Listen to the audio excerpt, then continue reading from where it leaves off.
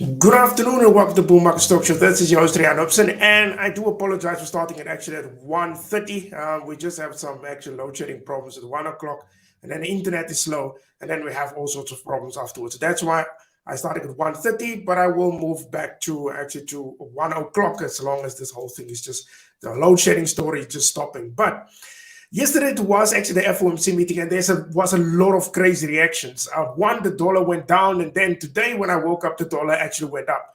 It's totally insane that is currently going on. We all know now that the Federal Reserve did start tapering, and they're starting with actually $15, sorry, not $15, 15 billion US dollars, where they're actually going to scale down, and that will continue now every single month, and that will persist until next year. As I can calculate, as I calculated, will go on until next year, August.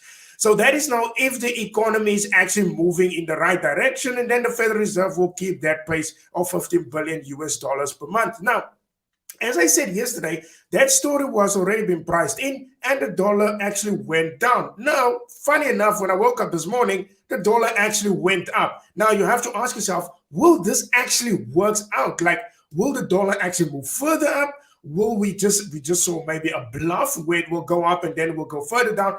That is now the big question where it goes in. But I think personally, this is one hell of a policy mistake.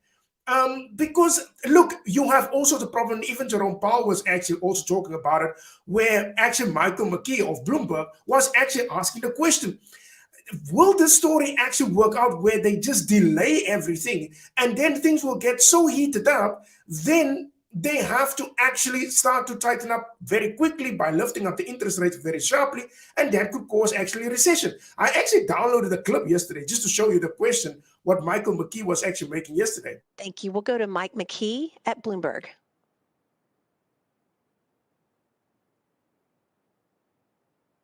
Mr. Chairman, the critics of your patience policy argue that given the long and variable lags with which monetary policy works, that you are likely to end up, given inflation, by having to raise rates faster and farther than you would have liked, and therefore send the economy into recession.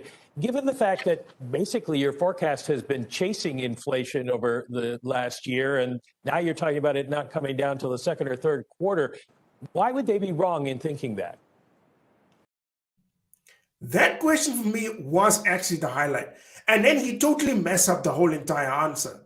Because he was saying, listen here, if interest rates are getting a bit heated up and it's really getting hot, the economy, which has already been hot, the economy will go into recession because then he have to lift up interest rates even further. Now, this is actually the whole thing. If you look at the policies actually of the Federal Reserve, or I would say actually the economy of the United States, its supply chain chaos is already hitting global growth, and it's about to get worse. And then the supply chain stories is actually all over. There will be things that people can't get at Christmas, White House warned. That was actually, this article was, I think, on the 15th of October, if I can remember.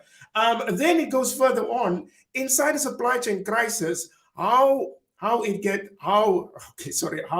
it took months to get electronics from China to the United States, and it goes on and on and on. This is not a normal inflation story where actually employment actually increases and then you get inflation and then you can lift up interest rates. That is what we call the Phillips curve in economics. That is what normally happens. This is all to do with aggressive spending and actually causes the Federal Reserve actually now, without a choice, Federal Reserve is supposed to lift up the interest rates to get a bit of the economy to slow down. Because if you have policies so loosen up, it means that people will just keep on spending and spending and spending, and you will just add more supply problems and more supply problems. Now, this is actually what Jerome Powell answered yesterday. Well, so let me say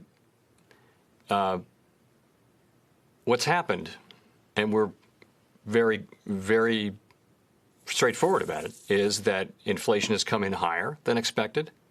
And bottlenecks have been more persistent and more prevalent.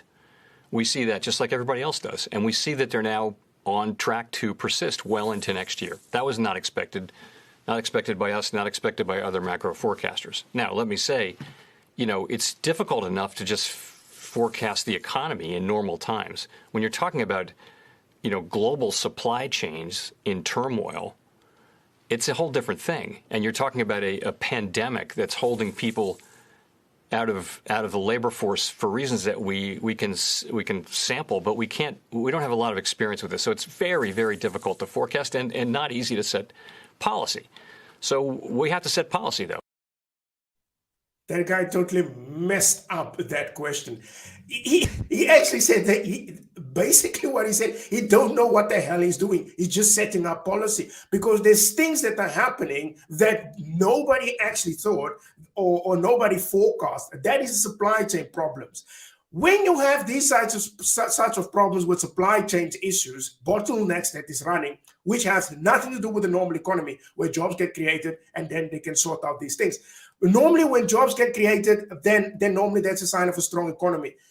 It all depends basically on tomorrow. Is the jobs actually really coming onto stream? Because you need a whole bunch of jobs and technology and capital spending to slow down to bring down this whole entire bottlenecks. But that is not the bloody case because the whole economy is literally choked.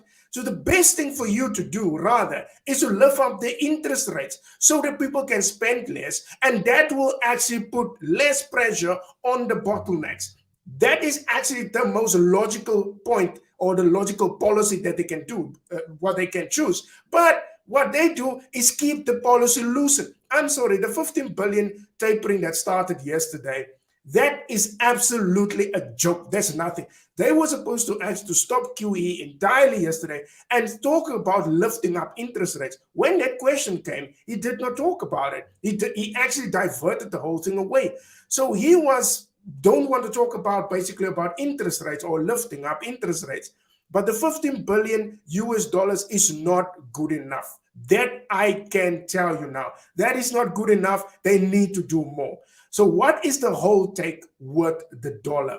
That is the thing, because it's easy for me to trade. Once I look at the dollar, then I know actually how the market will react. And if we look actually at the United States dollar now currently, this for me, I know today it actually pushed up a bit.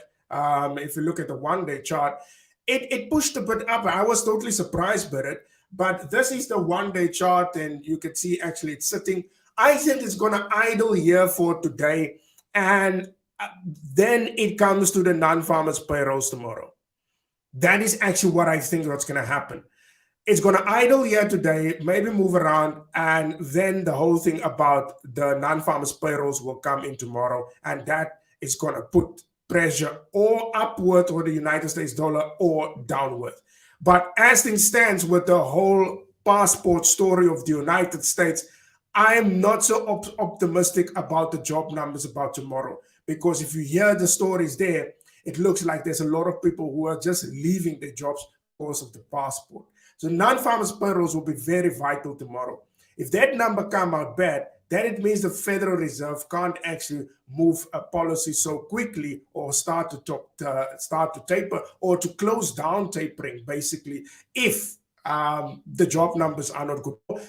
They're just going to slow down with tapering. Maybe, I'm not sure. But it depends actually on the job numbers tomorrow, because if that one comes out bad tomorrow as well, last month was already terrible, then I think the Federal Reserve will sit with one hell of a big problem. But I think personally, this is one hell of a policy mistake of what they did yesterday. I think they just needed to start taper aggressively, stop this whole entire QE program, and start to lift up interest rates, because everybody's screaming about bottlenecks, everybody's screaming about inflation, and the Federal Reserve is just keep on going with the same nonsense that inflation is transitory. For me, I think the dollar will actually go down. I think that is a good resistance line there, and I think the dollar will just go down. I don't expect any good news for the non-farmers payrolls tomorrow, and that could actually push the dollar a bit down. So for me personally, I'm sitting on the fence for today and for tomorrow, and I will see what is the non-farmers payrolls news tomorrow, and then I will make my decision.